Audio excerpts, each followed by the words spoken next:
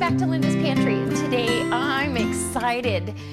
I lost the first part of the footage of this video, but I'm going to piece it together for you. I am doing a book review, and this is on the brand new, all new book of canning and preserving. And it not only covers water bath canning and pressure canning, it's got the science of it, the altitude information.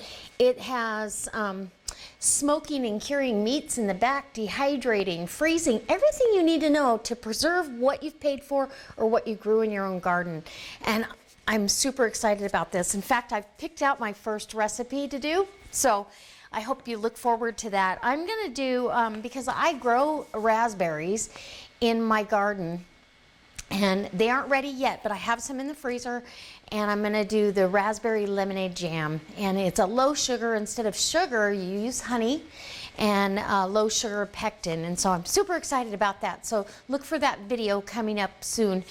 And anyways, I'm doing a review on this, and I'm gonna bring you over here, or at least that's what I did yesterday, and let you see what this book has to offer. In my opinion, this is the best canning book that Ball has ever come out with, and I have tons of them. None of them compare to this, not even the big hardback. And this is a paperback, but I don't care. The quality is phenomenal. So I think that it says over 350 of the best canned, jammed, pickled, and fermented foods. That's right, it's got fermenting in here too. And so, guys, just stay tuned and check it out. And this really didn't cost that much. As you'll see, it was under $14. So I'm going to bring you around in this next clip, and you can see all about it. All right, spent under $14 for this, and you can get it even more reasonable if you do a Kindle version. But it's about 1 inch thick. The back cover is just as beautiful. The pictures that are in here are stunning. So just to start, you're going to go your table of contents. It goes through everything for you. It touches on, you know, a little bit overview. Now we're getting into acidity in foods. And really, if you understand why you need high acid for water bath and why low acid foods need to be pressure canned, you're more apt to do the right thing. If you just go in there willy-nilly, you could really end up sick, or worse than that. Here's your picture of some of your canning supplies and basic gear that you're gonna need. So if you're on a budget, you really can get this book and start budgeting out. None of these items are expensive. Canners are more expensive, and when you get into pressure canners, they can be quite expensive depending on the size you get and whether you get an All-American, a Mirror, or a Presto. And I personally, I was going to do my canning today with my Presto, and I picked it up, and then I went, nope, I'm grabbing the All-American because I love it. So I always have a link down below for that. I'm going to have a link to where you can purchase this book too, so you can look for that, and you can choose the Kindle version if you want to and have it right on your iPad or your phone or wherever. Okay, so choosing the right jars, know your altitude. That is huge, huge important. Altitude, I'm at, you know, I have to can at 15 pounds of pressure, and it is extremely important. Now, water bath canning method, your altitude determines how long you water bath can. So you generally have to go longer. In pressure canning, you have a chart here. You can just Google your address and it'll tell you the altitude. You need to increase your weight depending on where you are in that altitude range. So you're safe and you are able to kill botulism spores. Botulism and other harmful microorganisms are killed at 240 degrees, but it also requires a certain length of time to make it happen. And so not everything that goes in your jar has botulism, but you don't want any harmful bacteria growing or you know, you want this shelf stable. So, okay, so canning and preserving 101, which is fantastic. testing this your set or gel. And look at those beautiful purple onions. I mean, the pictures are spectacular. So it really encourages you to can seasonally, which I really like.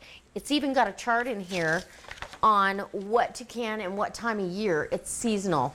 So you can do like I do and can year round. I can year round. I probably can, I'm going to say 8 to 10 times a month I'm canning, which really to me isn't that much. When my dishwasher fills up with canning jars, I know it's time to do something. Then we have water bath canning, so there's a whole section on that, and beautiful pictures. And the nice thing is, after they show you like one of the jams, then they give you a recipe on how to use it. So this is orange banana jam. Oh my gosh. Orange banana jam, apricot lavender. The jam recipes are just fig and pear jam. Oh my goodness. Fig, rosemary, red wine. Beautiful. I mean, just beautiful. Their jam recipes, apple pie jam, honey and pear jam. Just stunning. Peach and bourbon jam. So good. Okay. They even have a berry ale and a zucchini bread jam. Okay, so now we're going to move to, they've got a recipe for a glazed apple tart and lemon jelly, red plum and raspberry jelly, which I'm going to have to try because my raspberries will be in July. Tart mint or basil jelly. I mean, these are things, if you're growing just herbs, you can utilize what you're growing and preserve it for later and get that flavor that you want. And they even, now they've got grilled rosemary and mint lamb chops. So they're using that jam or that jelly. So that's what I like the most about this, is because they're giving you ideas on how you can use what you're preserving. Okay, so now we've got berry ale jam. Oh my goodness. The jams are just fantastic. Blueberry lemon jam. Now I am going to make this one. I'd want to make a blueberry pie filling, but it would be so cost prohibitive because I can't get blueberries in bulk. I'd have to buy bags of frozen blueberries, which is fine, but to make the amount, it wouldn't be cost effective. And I really try to consciously think about that when I'm canning. You've got marmalades, and they're just as creative. Some low sugar recipes. This one is a low sugar roasted strawberry chamomile jelly. And so for people that are diabetic or want to cut back on the sugar, they have options too. So then we're going to go in. Now they make a cranberry port jelly, and then over here, Swedish meatballs stroganoff. Oh my gosh. I mean, I don't know how you could get any better. And the way that they write out their recipes, it's very easy to understand. So let's move on here. What's this one? Grape jelly. Let's move to another. They've got a orange shandy marmalade, a rhubarb orange marmalade, which I would really like to try because I have all that rhubarb. And isn't that a pretty picture? You guys, I mean, it makes you want to make it because you already know what it's going to look like. And putting pictures in books is extremely expensive. So they've put out a lot of money to make this appealing for us. This is a citrus vanilla bean marmalade. I'm going to skip to this canning fruit. And this has got honey apricots, tart cherries, and ginger syrup. So you're not just making a simple syrup like in the old days. That's all we did, is made simple syrup to go over our fruit. This was drunken peaches, and they made bourbon vanilla Seckel pears. Oh my goodness. Let's get to a new section. Raspberry syrup and homemade pie fillings. 3 easy steps. And their pie fillings. Pear and sour cherry pie filling, apple pear, cranberry pie filling. I mean, these are going to be some fantastic recipes. Let's move to a new mango chutney. They have a ton of chutney recipes and relishes. So beet relish, sorry, with horseradish, summer bounty zucchini relish.